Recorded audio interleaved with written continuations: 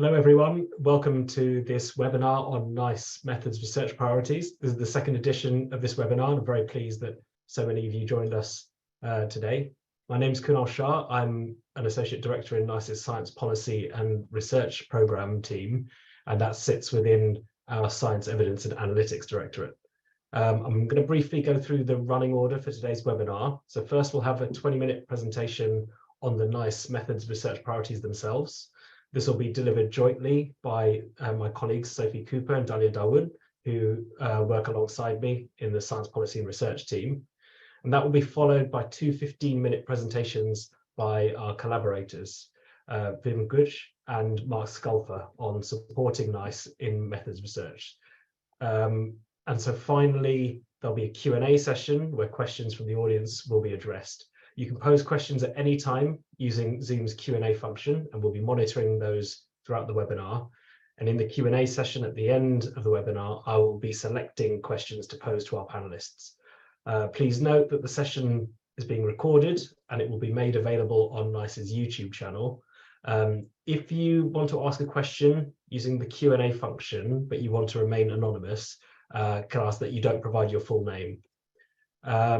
And with that, I'd like to introduce my colleagues Sophie and Dalia. So Sophie Cooper is a senior scientific advisor in the Science Policy and Research team, and she leads on a number of our science policy work activities. And Dalia Dawood is an associate director, also in the Science Policy and Research team. Dalia oversees the delivery of NICE allocated tasks on a portfolio of grant-funded research projects. So I'll now hand over to them.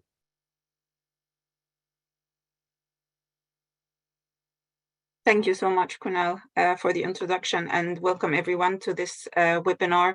So as Kunal indicated, I will be taking you through NICE methods research priorities. Together with Sophie, we will outline these 10 methods research priorities that we have recently updated on our website. But before we delve into the details of the methods research priorities themselves, I wanted to give you a quick overview of our team. So NICE Science Policy and Research Program, or SPNR, we lead and coordinate the science policy and research activities across the Institute, across NICE, by engaging in methods research that align with the methods research priorities that we will be talking about in a few minutes, and facilitating appropriate policy responses to the latest research and other scientific developments that could affect or impact NICE methods in particular.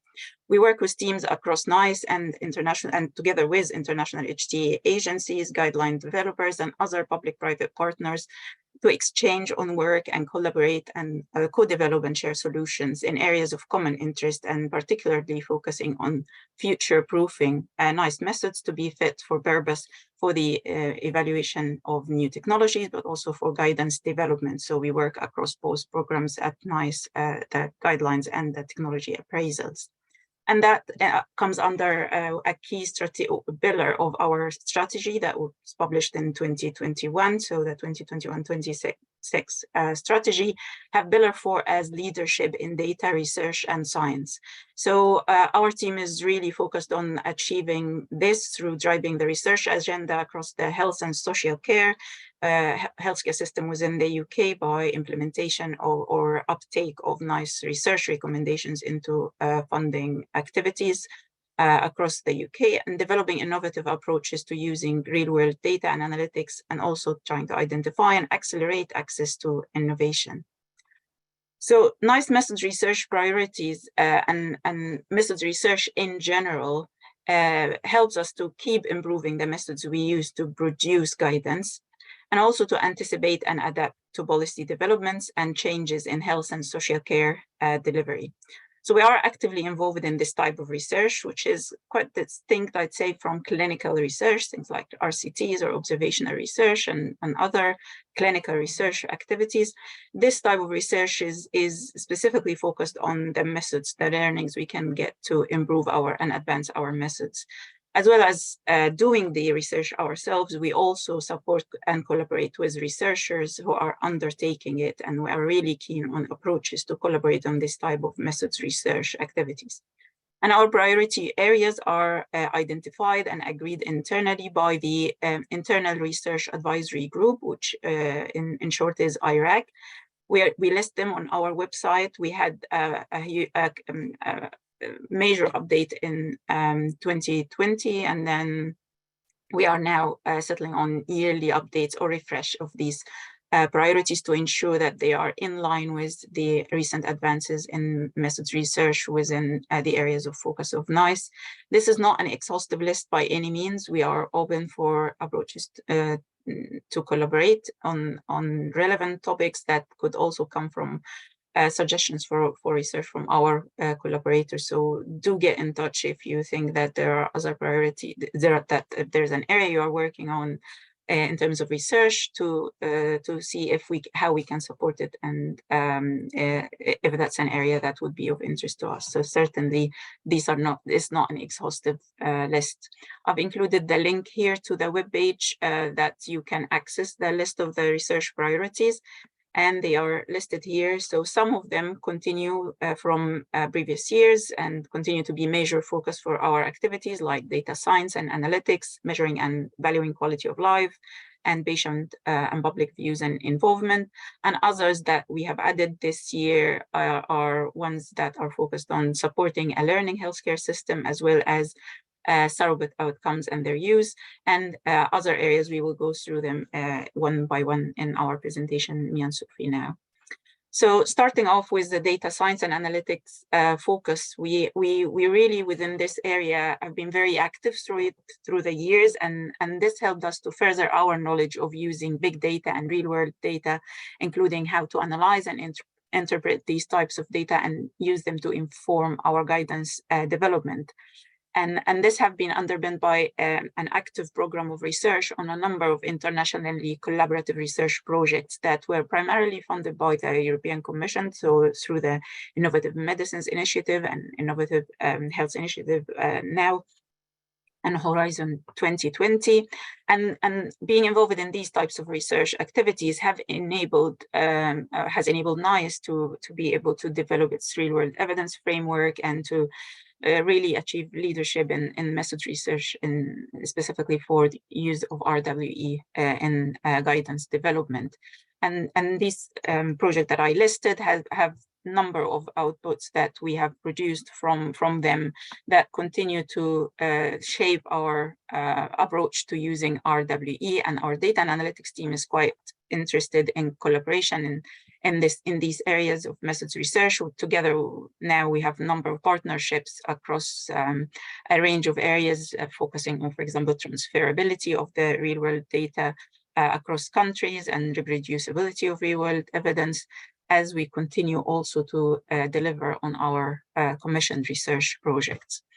And next, our second priority is on digital health. And as you all know, that this is an area of fast development and a fast pace of change. So we need to keep it to that pace by trying to evolve our methods for the assessment of digital health technologies, but also using them within our work. So our Office of Digital Health team has published the evidence standards framework and updated it in collaboration with academics from Imperial College, Birmingham University, and Alan Turing Institute. This work focused on perhaps making it more applicable to AI-based technologies. And this is a living document that we continue to work on and adapt to the new changes and advances in this field. So we are very open to approaches to collaboration in research in these areas. Other research projects that we are actively working on actually in this area, for example, the NeuroNet project, which has just concluded. This was an Innovative Medicines Initiative funded project where we explored also the value of using digital endpoints and how we can use them to inform health technology assessment or within the context of health technology assessment in general. But we have also our active ongoing activities in other projects. For example, we have recently secured funding to start on a collaborative project with MHRA that's funded by the Wellcome Trust to look into the assessment of the methods for assessment and regulating digital mental health therapeutics and post-evaluation effectiveness monitoring. So work on this project is starting very soon. Also, there's the HTX project, which we will hear more about, which is Horizon 2020 funded project from our project lead, Professor Wim Gooch, very soon. On some work in this project specifically is focused on AI and digital health. So, for example, we are developing an extension to the CHEERS checklist, which is a checklist for the reporting of economic evaluations in general, and that's developed by ISPOR. We're working on an extension that focuses on economic evaluations of AI-based technologies. But it's not only about evaluation of digital health technologies or AI-based technologies. We are also exploring how we can use AI and machine learning methods in guidance development internally. So our information science colleagues are looking into the use of natural language processing methods to improve our literature we're searching, and it's using guideline development. So internally, how we can use the digital health tools in improving our methods as well. Next is the target outcomes. This is a new area that we've added this year, and you can see that there's a blog also on NICE website on this area of research and the collaborative activities that NICE is engaging in at the moment in this area or embarking on. So within this area, we are interested in methods research that's focused on how to define, report, evaluate, and use these measures. And this came at the back of our methods update. So this is an area that we've picked up from our methods update and continue to work actively on and collaborate on an international scale.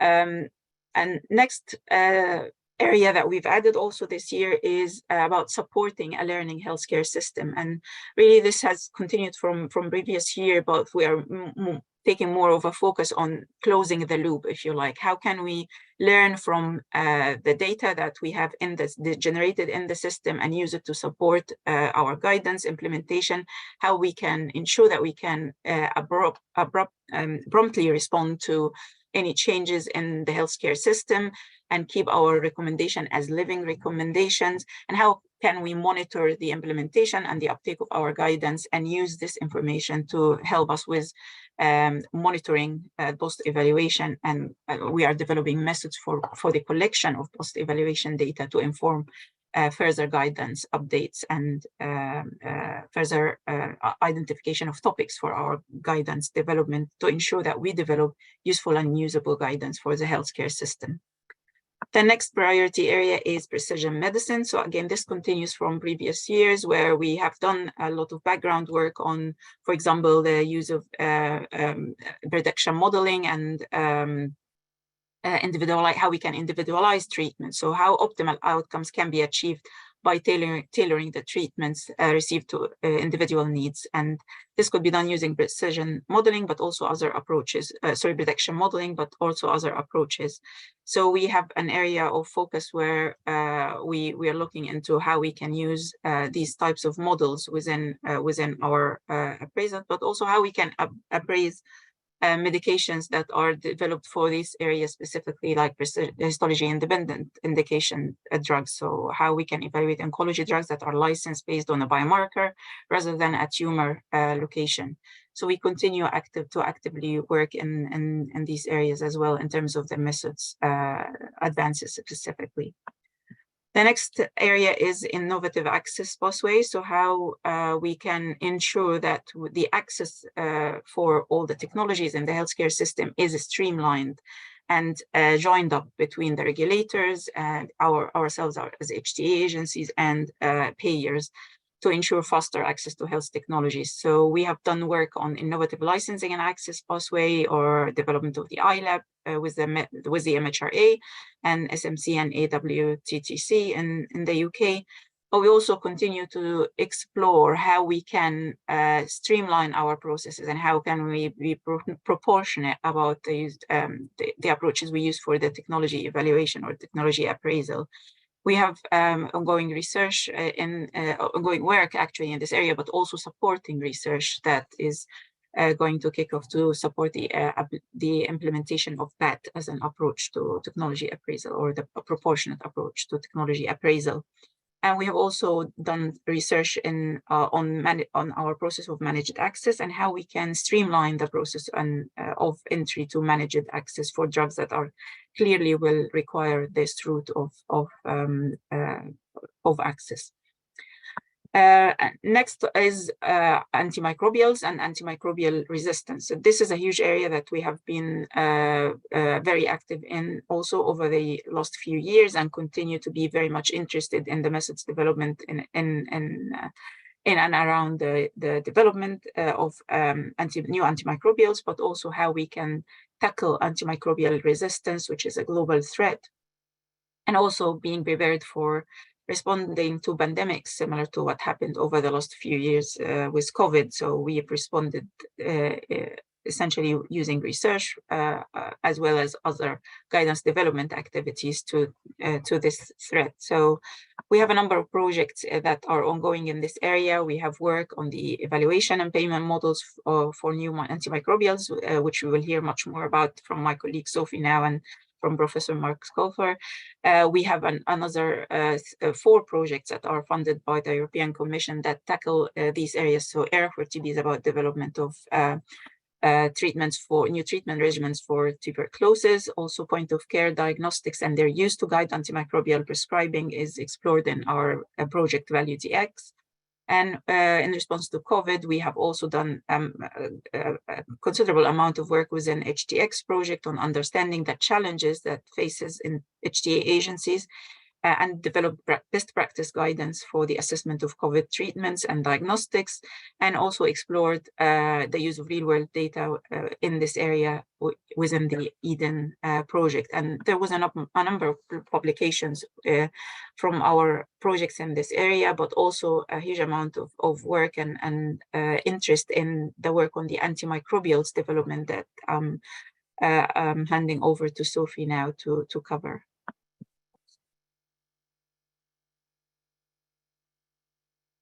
Dalia. So I hope you can all see me. I can't see myself. So Dalia mentioned our work with NHS England on novel evaluation and payment models for antimicrobials. And since our last webinar about this time last year, the UK has now become the first country in the world to implement a delinked pull incentive for novel antibiotics, with contracts now in place for the 2 products that went through our pilot process. And not only is this a world first in terms of the payment mechanism, but to our knowledge, we're the first HTA organisation anywhere in the world to estimate and reward the full value of an antimicrobial by considering its broader health benefits, broader public health benefits beyond the direct health benefits to the patients treated.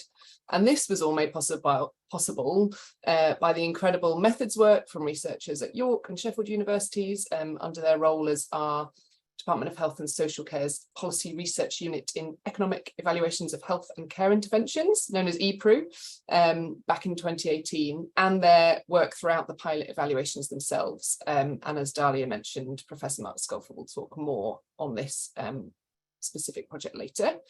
And all of this work has informed our plan for moving forward from the pilots to the routine evaluation of antimicrobials. And we're launching a consultation on these proposals over the summer. And I've popped a hyperlink in the slides, which will keep you updated on that. Next slide, please. Thanks. So the next priority area I'll talk about is patient and public views and involvement. So our committees, as well as being tasked with making scientific judgments, they have moral, ethical and social value judgments to consider in their decision making. And it's the views of the public and patients that inform these types of judgments and provide the basis of the NICE principles. And NICE Listens is our programme of public engagement that helps us to make sure our approach to complex and controversial issues reflect the values of informed members of the public. We spoke a little about it at last year's webinar and published the outcome of our first project last year, and that was around health inequalities. And very soon we'll be publishing the report from our second project, and that's around environmental sustainability. And you can also hear this discussed at a public board meeting of NICE on the 17th of May, and I've included a link there so you can register to do that. Next slide, please. And as well as the NICE Listens project, we have a broader programme of work looking at how we can integrate considerations about environmental sustainability into the work that we at NICE do. Recognising that our guidance affects the way that healthcare is delivered, of course, which in turn has an impact on the environment. And our latest initiative is to collaborate and support NHS England to support their commitment to end the use of desflurane, which is an environmentally harmful anaesthetic, which they've committed to do by early 2024. That's what the link there takes you to. Next slide, please. And finally, I'd like to talk about our research in measuring and valuing quality of life, which of course is integral to NICE's assessments of interventions, given our reliance on quality adjusted life years, QALYs. So firstly, in relation to children and young people's quality of life, we have an active advisory role in many methods research projects in the UK and internationally, which are seeking to address questions and evidence gaps identified in NICE's recent methods review around what is the most appropriate questionnaire to capture children's quality of life, as well as issues on how to interpret the results of such questionnaires, which require the use of what's called a value set. So we're seeking to understand views on who should be included in such studies, the studies to create value sets, and what perspectives they should take. And I believe since last year's webinar, the ISBORD task force on paediatric utilities has launched. I know it was in the making for a while, which NICE is a member of. No publications that I can point to yet, but watch this space. And in relation to carers' quality of life, NICE is a member of a task force investigating how to incorporate family and caregiver health spillover effects in health economic evaluation. It's called the SHEER task force. And also collaborating with researchers on various methods issues, such as the so-called carer QALY trap, for which there is an article under Journal Review at the moment, I believe, authored by David Mock. So watch this space. And we continue to work with the EuroQual group and researchers who are developing a new patient-reported outcome measure that captures broader elements of health and well-being than the EQ5D, which is our preferred instrument. The new instrument is called the EQ-HWB, that's the EuroQual Health and Wellbeing Instrument. It's currently designated experimental status, which means it's available only for limited use in research. But NICE have been involved since the conception of the idea for this instrument and continue to support its development. Next slide. So I mentioned the EQ5D just then, and an exciting update since, well, in the last few months, is that the data collection for the new valuation study for the EQ5D 5L in the UK, so the more recent version of the questionnaire, has now started. I mentioned valuation studies are needed to create value sets to interpret results of these questionnaires. NICE are part of the steering group who appointed the study team to do the valuation study, and we work really closely with the steering group and the study team to provide ongoing advice on the study's methods and ongoing quality assurance. The steering group also includes colleagues at the Department of Health and Social Care and NHS England, several EuroQual members and several academics who we appointed for their expertise in health state valuation studies and modelling, of which Mark Sculfer is one. And the figure on the slide just shows how the steering group and various others interact. The aim being to optimise implementation of the value set with NICE and other policymakers in the UK when it's ready. The valuation was a little delayed by COVID, of course, but the silver lining of the pandemic was the discovery that we could actually use online video conferencing software, much as we've learned to use that for many other things, to conduct these really complex studies, which involve really difficult and in-depth interviews and are traditionally done face-to-face, and that we could move that online without compromising the quality of the results. And we learned that through a prospectively designed study to test that hypothesis properly. So small silver lining of the pandemic and exciting progress on this long-awaited valuation set.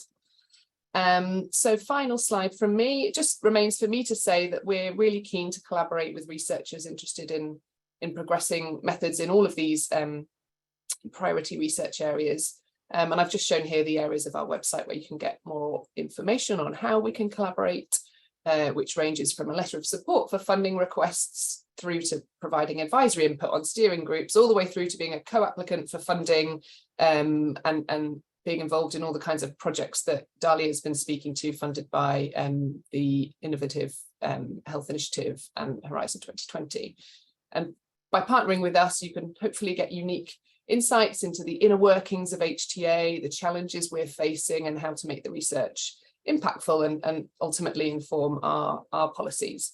But we'd rather you hear about this from the people who have worked with us before and continue to work with us. So that's it from me now, and I'll hand back to Kunal.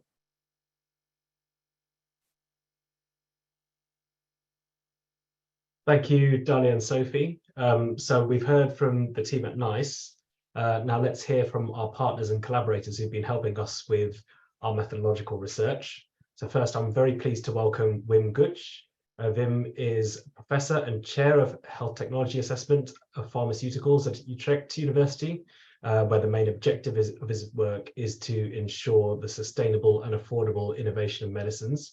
Wim also holds a position as Special Advisor to Zorginstituut Nederland, the Dutch HTA agency.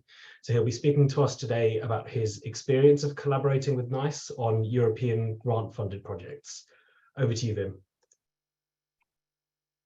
Thank you for the introduction.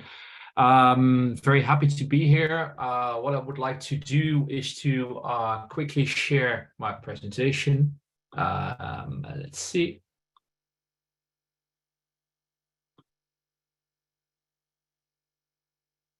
I hope you can all see it.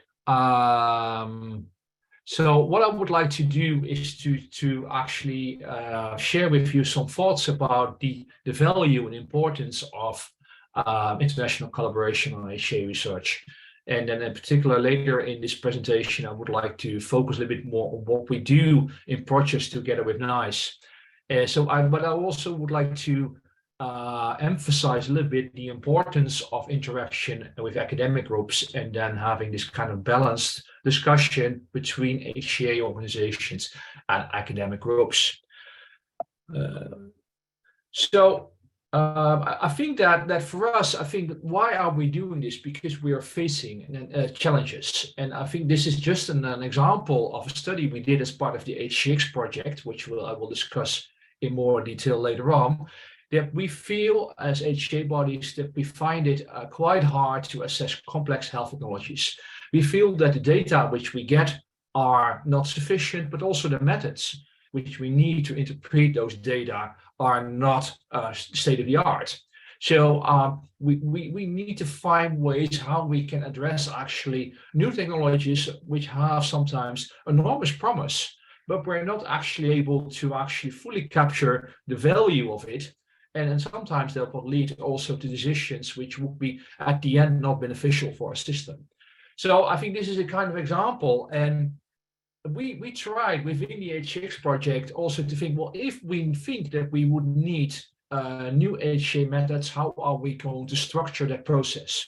So within the HCX project, and I think also NICE have been actively involved in thinking about a framework, how we can actually organize this innovation of HTA methods, and actually dividing a kind of what we would call a circle, a process where we have an identification process, where we actually look forward and backwards on terms of what we did and what we need, and also imagine future, but also look at the needs of the HTA bodies, and subsequently to go with other groups which are HTA bodies, but also academics in development of new methods. And there are different phases, for instance, designing prototypes, doing pilot testing. But then I think quite often an underestimated part of it is really the implementation, because we see nationally, internationally, many new methods or specification of new methods are being developed in the HTA space, but not many of them actually reach the HTA bodies, certainly not the assessors who do the day-to-day work. So how are we going to structure that implementation and apply a method of practice, and finally ensure that is actually actively used in HTA practice? So, if I look to, and then I change hats sometimes because I have two positions, both working for the HA organization as well as for the university. How, from an HA perspective, are we going to handle those challenges? And I think that within ZIN, which is the Dutch HA organization, there is a quite pronounced vision that we should be actively involved in research, development, and implementation. And we can do that in different things. We can do that, for instance, in active involvement in science, where international societies lead, like ISPOR and HCI, and I will give you a very quick example of that. We can do that on a national level, where we have interaction with academic groups, and I will also say a few words on that. But very importantly, we have this international involvement in the European research projects, which are the Horizon 2020, now the Horizon Europe project, and the IMI and IHI projects. And there we feel we have the opportunity to interact on an international level with academic groups and HA bodies. Just very quickly give you an example of this kind of involvement. I think NICE was also involved in for instance, a discussion on how to actually handle real-world data, especially if we're talking about real-world data to actually do comparative effectiveness. And within ISPOR, in collaboration with ISPI, we have done a lot of work to see, well, what is needed. We have a big group of stakeholders, not only HA bodies, but also academics, industry, regulators were involved from the beginning. And I think this first report is from 2017. And then in the next phase, you say, well, one of the aspects which we think is very important is transparency. So if we're going to use real-world data actually to test a hypothesis, for instance, a comparative study where we compare a new treatment to standard treatment, we should be very clear how we do that and how we report on that and what will be the elements of that reporting. And I think that also Paul was actively involved in this endeavor. And then finally, I think quite recently, we actually published this outcome, which is actually a template to enhance the representability of this type of studies. So this Harper template is really an example where you can actually say to research groups, to industry who want to do real-world data studies, real-world studies, say, well, follow that protocol if you actually design your studies. And I think I've heard that also EMA is already quite actively implementing this protocol in their daily practice of doing real-world evidence studies. Then a few words on how we actually collaborate in the academic research network in the Netherlands. And I think that you in UK have similar kind of collaboration in your DSU with academic groups, but we have instated our academic research network on health technology assessment. And actually we have more of these networks also in different topics which are of interest and importance for our organization. So here you see that we have ZIN, which is in the coordinating role, and then we have two universities which are quite actively linked to topics which are of enormous importance for ZIN. So on one hand, we have the Erasmus University, where a lot of work is being done on, for instance, cost effectiveness, on items like necessity and value determination. And you see the different topics which are taken up by scientists in very close collaboration with ZIN. On the other hand, at the Utrecht University, where there's a little bit more focus on pricing and reimbursement, on interaction with regulators, on developing new HCA methods, looking at real-world evidence and patient-reported outcomes, but also on what this international HCA collaboration means, and especially what actually the EU HCA regulation will mean for the national processes in the Netherlands. But most importantly, I would like to focus the biggest part of my presentation is well, this European HCA methods. What do we think of it? What can we actually get from it, which is useful for our setting? And how can we collaborate? So we have the Horizon 2020 and now the Horizon Europe project, and we had the IMI, and we now have the IHI project. And there we work very closely together with academic partners and HCA bodies, but for instance, also in the IMI and IHI project, also with other stakeholders like pharmaceutical industry. And I think that most prominently, I think we should be clear, it's in collaboration with withNICE. I just have to admit that I haven't been in any project, European HCA project on Horizon Europe for IMI without withNICE. So I think that it also shows the kind of importance we also have to collaborate over there with withNICE. And we just would like to address with you two examples, which are the IMI Get Real project, and now it's the Get Real Institute, and a project which is still going on, which is a Horizon 2020 project called HCX. And HCX, I always tell to people that also the initiation, the thoughts about this project actually initiated between a discussion between withNICE and ZIN when a call came forward from the European Commission saying, well, we need new HCA methods.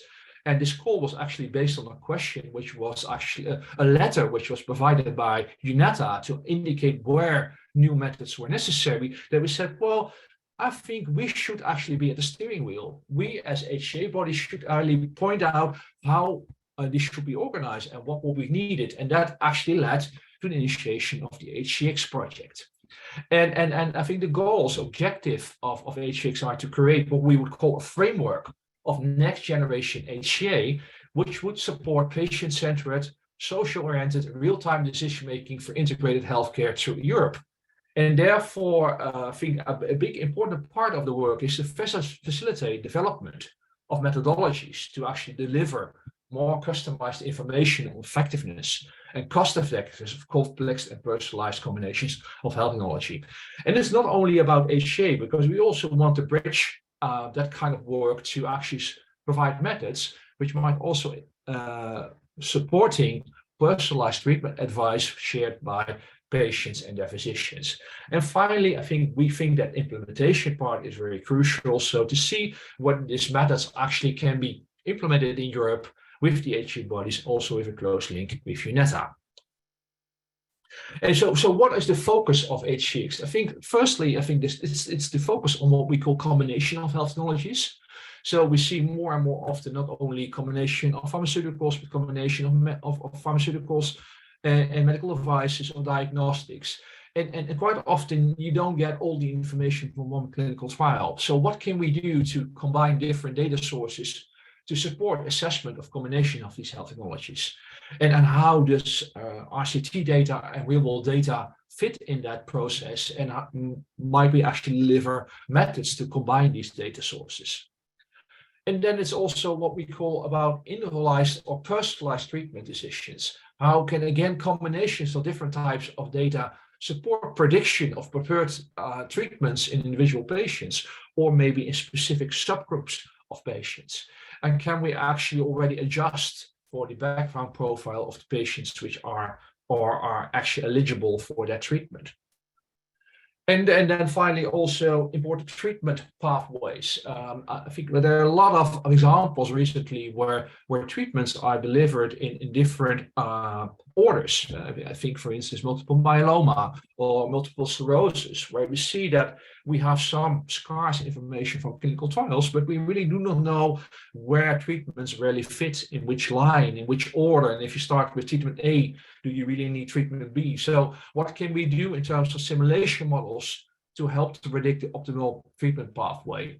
And then we also look at a different perspective, what we call data synthesis, but maybe we can also use machine learning to actually improve this kind of modeling. So just a few words on the participants. I think, and there also, I think that kind of combination of, on one hand, the academic groups, but also the HCA groups.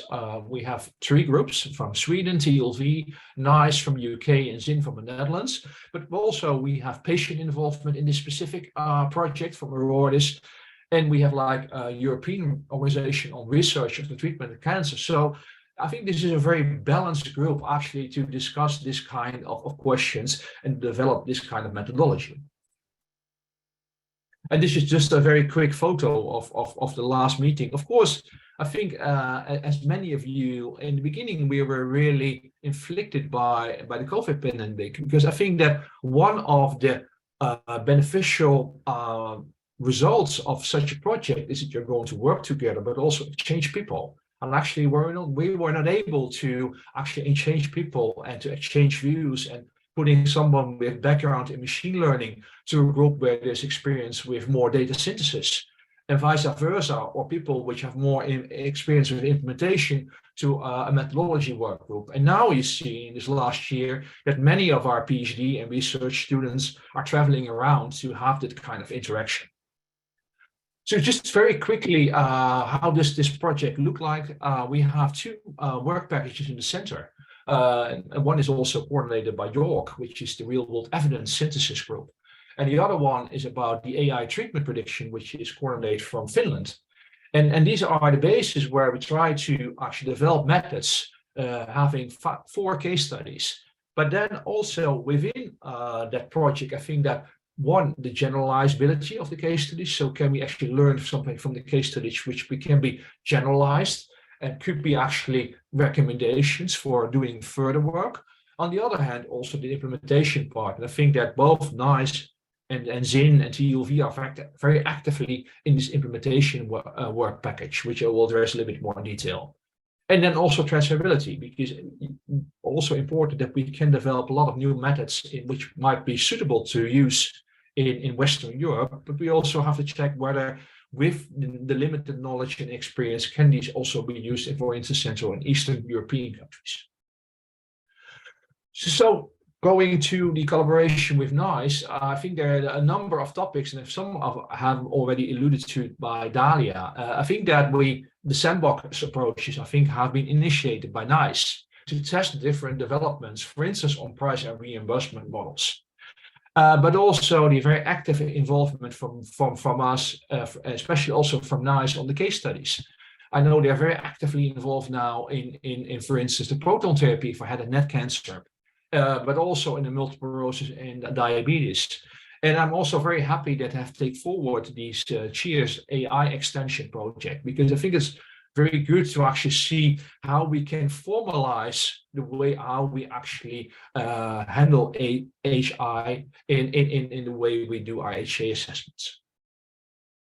And just to give you a few examples from studies where we collaborated, this is, for instance, one which we also look on how health technology assessments and clinical guidelines actually align or not, and what we need to do. And I think that we had input from different perspectives in Europe. Another example is this, I think that was also on the slide of Dalia, where we had this kind of discussion about outcome-based reimbursement systems and whether the systems which we actually work on, for instance, in our Western European countries, are also suited to use in Central Eastern Europe and the Middle East. So, and taking just very quickly to the second example, which is the Get Real. And the Get Real, of course, is an example, I think, from a very, very fruitful collaboration between I think public and private partners. I think it started in 2013 and it actually continued up till 2017, which was the Get Real project. And there we had academics, we had regulators, we had HCA patients and industry. And I think the core objective of this project was really to see what can we do in terms of developing robust methods to use real-world evidence. And here it's about using it in early pharmaceutical research and development and decision making. But I think also later on the process, what real evidence will be important. I think the methods which were developed are also important if you, for instance, are going to look to the use of medicines after market authorization and reimbursement decisions. Then after 2017, there was a kind of sustainability grant. So actually see what could we do to actually sustain this collaboration. And based on that, the Get Real Institute was funded in 2021 with involvement of NICE and Zin. I think that one of the things we struggle with Zin is how can we actually, next to NICE and Zin, get more HCA bodies involved. So I think that within Get Real, I think there was a lot of focus on using developing methods for using real-world evidence for HCA. Firstly, about what we really think is real-world data and real-world evidence. I think that NICE did a great, excellent job on developing the real-world evidence navigator. I think there are currently thoughts about how to extend this and to modernize this for actually use it. There's still a lot of people going to that website where this navigator is looking for questions, for tools, for help. Of course, this project was also really about sharing experiences on the rules of real evidence for HCA, having different case studies to actually see what's going on in the different countries, and then assess new methods for using real evidence. For instance, again, about combining different types of data, but also what is the value of pragmatic trials for HCA. And again, I think there were many examples where we collaborate. This is an example where we looked at the use of real-world data in 5 agencies, including ZIN and NICE.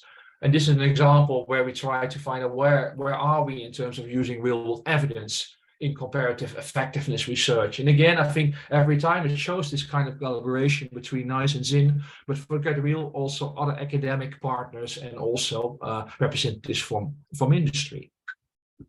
So for me, as a conclusion, I think that the collaboration between HCA organizations in a close link with academic groups is essential to actually address the challenges which are formulated in my first 2 slides.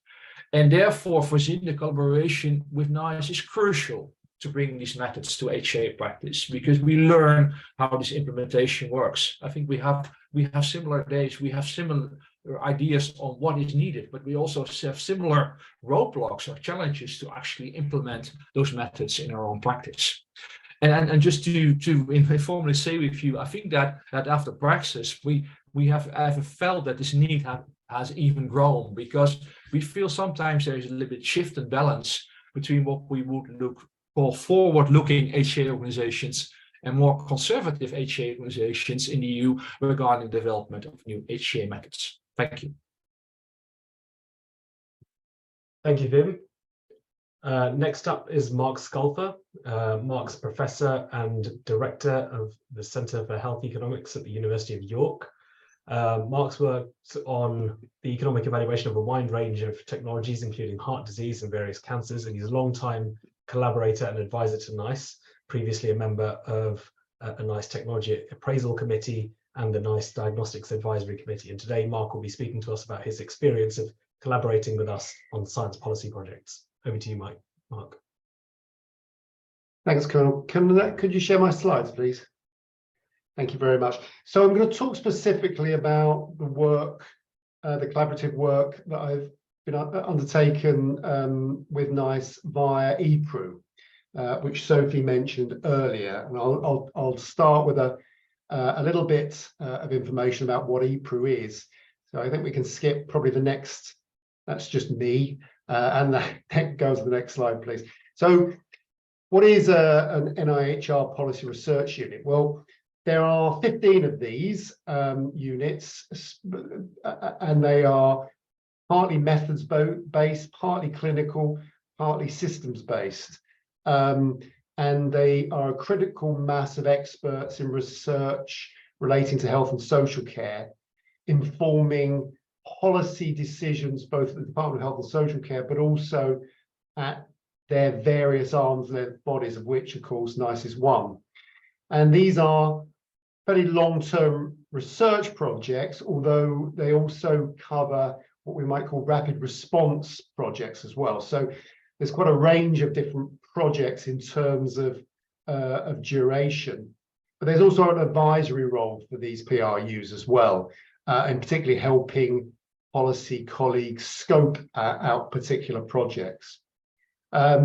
These tend to be university-based organizations, but usually a collaboration across institutions with a very close management relationship with the Department of Health and Social Care, but also with the National Institute of Health Research, who are the ultimate funders. The current round of PRUs finishes at the end of this year, with applications currently in for renewal for a further 5 years. Next slide, please. And EPRU is one of those PRUs. We have a very convoluted title, Economic Methods of Evaluation of Health and Social Care Interventions, which always has to be written down for me. It wasn't our idea. But its focus is on economic evaluation, but in a very broad sense. We focus on methods development, but also the application of those methods. We look at policy evaluation as well as health technology assessment, and we look at the intervention of public health and social care interventions, so not just medical. EPRA's collaboration between the universities of York and Sheffield, as well as this current 5-year programme finishing in December. We had a previous programme which ultimately lasted for 6 years, I think. As well as EPRU, there is another economics specialist group called ESHCRU, Economics of Health Systems Interface with Social Care, collaboration between University of York and LSE. And economics features in most of the other PRUs, if not all of them. Public health is another one where economics features prominently. That's our website. If you're interested, you can see all about our outputs and our research activities. Next slide, please. So here's a list of recent EPRU projects, and the ones in red are those that are collaborations with withNICE. And I think you've heard actually about them already from Sophie. A project on research methods for societal values to inform HTA, understanding views around the normative decisions made to value health-related quality of life in children and young people. And what I'm going to focus on the next slide is the work we did, which Sophie mentioned, in developing and applying methods to evaluate novel antimicrobials. Next slide, please. So the antimicrobial work started back in, I think, 2016, but published in 2018, which was essentially when the policy objective that Sophie's referred to of a novel delinked funding scheme for innovative antimicrobials was first put forward by DHSC, and NICE's role in that was beginning to be defined. But a clear issue there was around the methods of HTA to evaluate these types of interventions.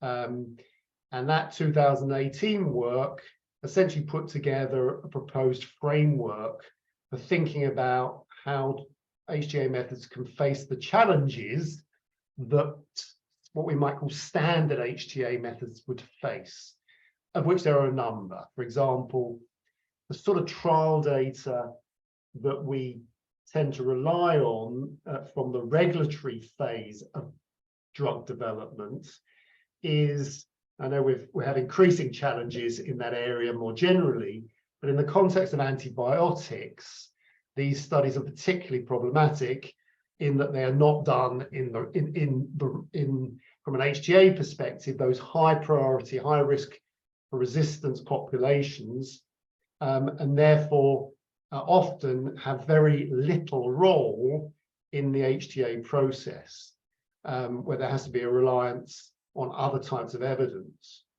Another issue is that just looking at the benefits and costs in treated patients is insufficient, where we have new antibiotics that are seeking to essentially extend the period beyond which microbial resistance becomes a challenge. So we're talking here about products that are intended to add to the clinical armamentarium, if you like, in multi-drug resistance populations.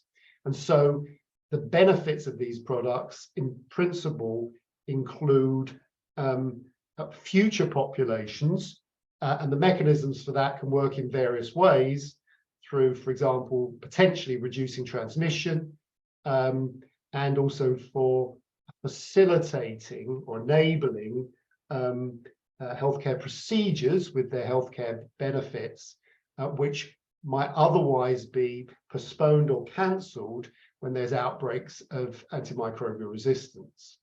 So factoring those considerations, those indirect effects into economic evaluation is another challenge. The third is reflecting the nature of the evidence, the significant uncertainty, which of course is something we're used to more generally in drug HTA, but is a scale of magnitude higher in principle in the context of antimicrobials. So that framework was published in 2018, and then in two test evaluations that were undertaken essentially between 2020 and 2022, we applied that framework, or sought to apply that framework, which was then used to develop NICE guidance, which in turn was supporting commercial negotiations between NHS England and the relevant manufacturers. So that area was, to be quite frank, a hugely challenging one, using a range of evidence, for example, in vitro evidence on drug resistance, which we would not typically use in HTA, trying to build in those indirect ways in which these products can benefit population health was extremely challenging. And so the uncertainty ultimately in our estimates of cost effectiveness was something that the committee in its deliberations had to take into account. Next slide, please. Just to want to finish off by reflecting the some reflections, if you like, on collaboration with colleagues at NICE, not just on that project, but in general, and indeed reflecting experience outside of EPRA as well. There are lots of advantages. NICE tend to prioritize interesting and important research issues because, of course, they're at the hub of important decisions about resource allocation in health in England and Wales, and also have an important international profile. Those topics have real importance. They're often challenging, but they're extremely interesting as well. The prominence of NICE nationally, internationally also gives them huge potential for impact.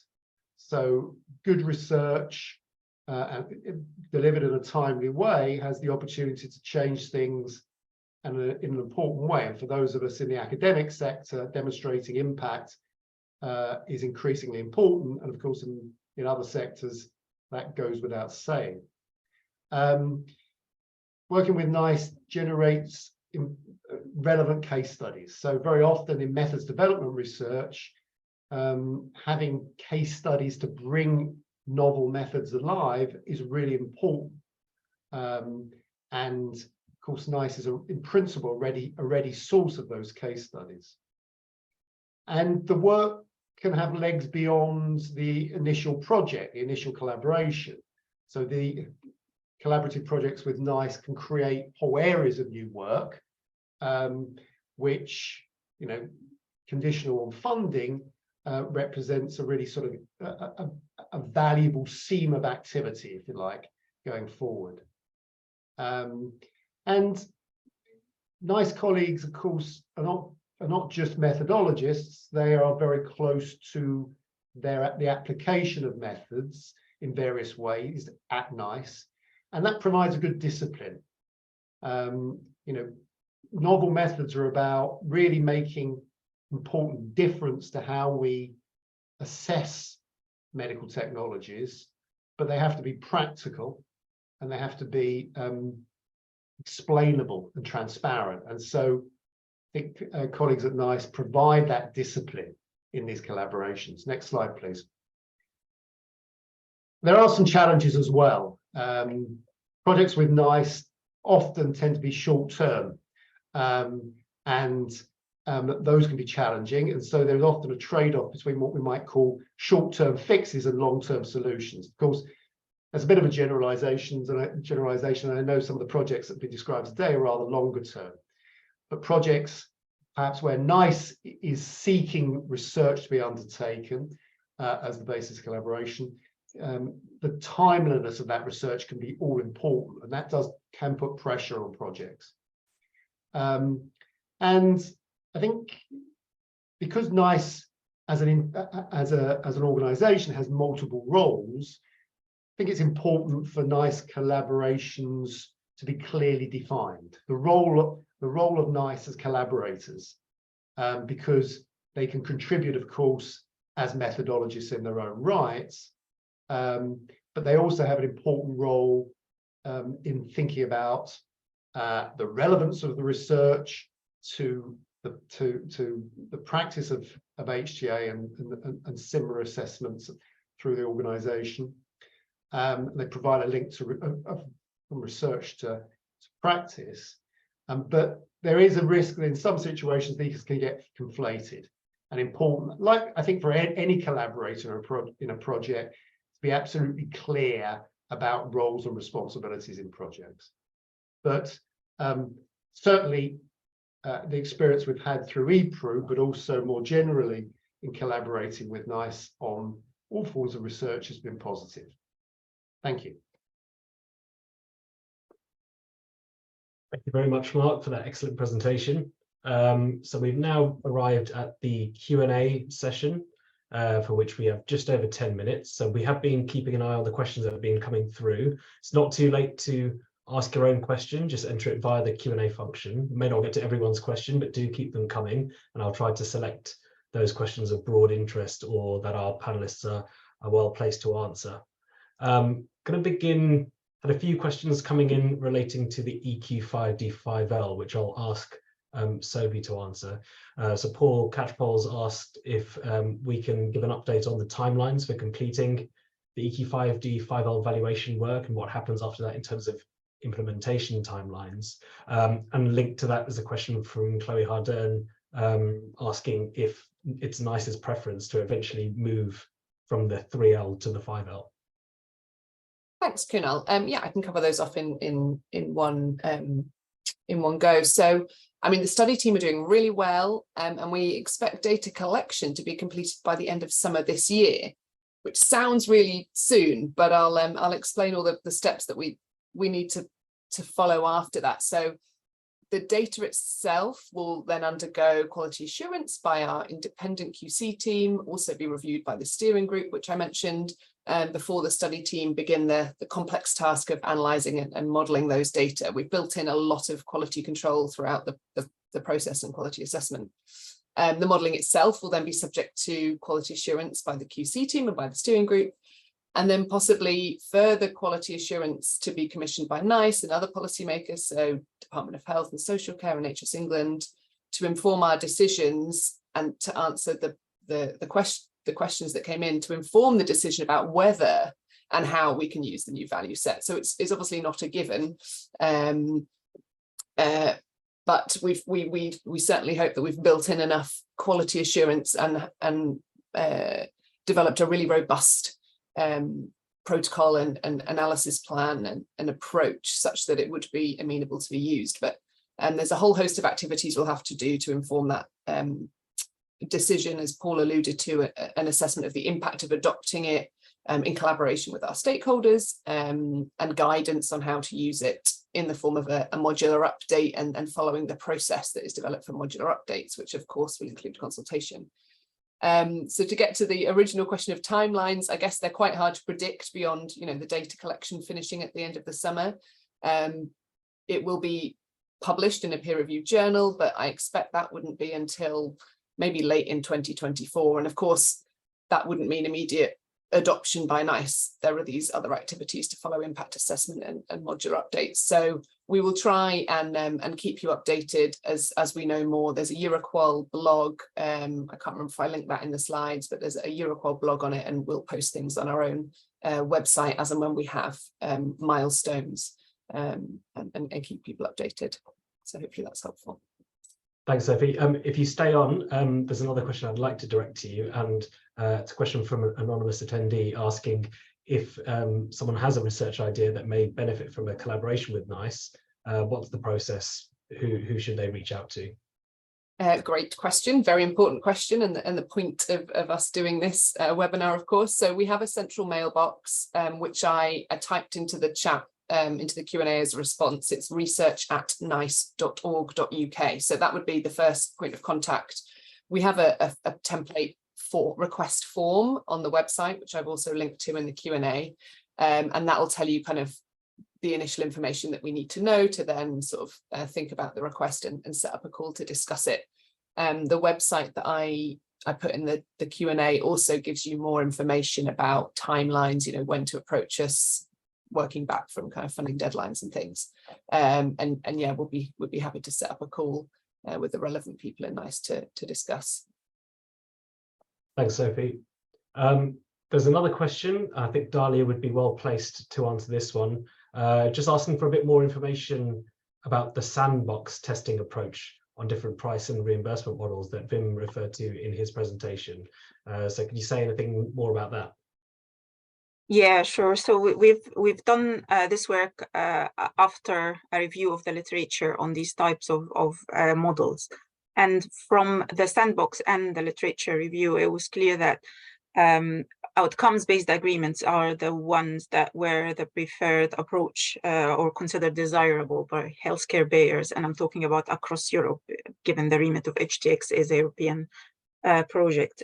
So that's the preferred approach that the consensus was to explore a bit further. So we use the sandbox approach to explore these types of agreements and in more detail with input from patient organizations, payers, technology developers, and specifically for innovative high-cost medicines, the stakeholders felt that there is a role for HTA and that more could be done in terms of explaining what the principles or what good looks like in terms of these outcomes-based agreements. So a primary output of this work that we are working on is developing a set of principles for the planning and implementation of outcomes-based agreements for innovative health technologies. And this work is ongoing. I put in the chat a link to the news item about it on the HTX website, and we will aim to publish as well some outputs from this work. Thanks very much, Dalia. There was a question about the adoption of a societal perspective in health technology assessment and whether that would be considered a research priority. It's actually something that NICE has been doing considerable work on. And our team, the Science Policy and Research team, worked on an options appraisal paper looking at different approaches that NICE could adopt with regard to perspective, both in our technology evaluations and in our guideline development. That project has actually come to an end, and the paper was presented to the board in the public board meeting in December. So a decision was taken that NICE should retain its current approach to perspective, but just look to strengthen some of the internal processes to make sure that the existing flexibilities are being used consistently across our different programs and across different appraisals and evaluations. So we're not looking to prioritize further research on that for the time being. There's been a few questions on some of the topics that arose from the methods review and the update to the technology evaluation methods and process manual, severity modifier, and a few others, and that this all leads into the idea of making modular updates to the manual. Sophie, I wondered if you could provide any update on that. Yeah, sure. So we're currently working, I say we, colleagues in the Centre for Health Technology Evaluation are working on the framework for identifying topics for modular updates, and importantly prioritizing them and scheduling them. Obviously, Paul and others mentioned a few specific topics that were identified in the recent methods review and methods update. But of course, these need to be considered alongside the other topics that have been identified through other means. Perhaps a useful resource to point you towards is the board papers from the public board meeting in March. That tells you a bit more about where we're up to with that and the framework for identifying and prioritizing topics that would result in modular updates, so updates to our methods. But we don't have a time frame yet, unfortunately, on any of the topics. mentioned in the Q&A or indeed others, although as noted in the board paper that there are a few key topics that we're looking at in the next 12 months. So continuing the work on rapid entry to managed access, pathways appraisals, these terms will mean something to some people and not others, I imagine, but I won't take up time going through them, and multiple medical technology guidance. So there are a few that were picked up in that board paper. So I'd refer you to that for the latest updates.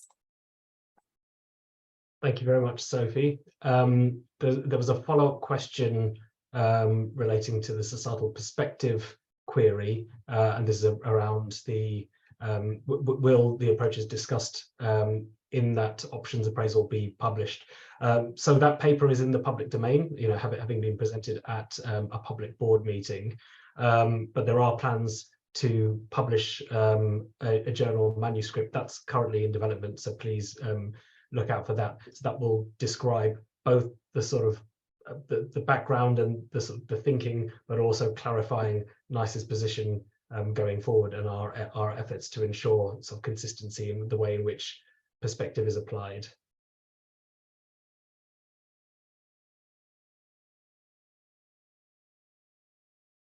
Okay. I can also see in relation to societal perspective that Mark in the Q&A you'll be able to see that he's referenced some earlier collaborative work done with NICE by the University of York on this topic. Finally, there's a question about lower middle income countries that's come from Ruth. So I'm going to pose this to Dahlia. So are there any opportunities for national guideline programs in lower middle income countries to engage with NICE for the improvement and refinement of processes and methods? Yes, certainly. So NICE International is the point of contact for that. It's not specific research topic for us to consider, but definitely NICE International is very active in this area and has been working to support a number of low and middle income countries to develop their processes and methods. And then eventually after they go through that stage, they also are interested in being partners in research on related topics. So then we can work with them in SPNR. But I would say NICE International would be the contact point for that, and they would be very happy to help. Excellent. So we've now reached the end of the webinar. I'd like to thank Sophie, Dahlia, Wim and Mark for their excellent presentations, and I hope they've given you some insight into NICE's methods research, why it's important and what it's like to work with NICE. I'd like to thank all of you for joining us today and for your interest in NICE's work. Please keep your eye on the research section of the NICE website for further developments. Thank you and have a wonderful rest of your day.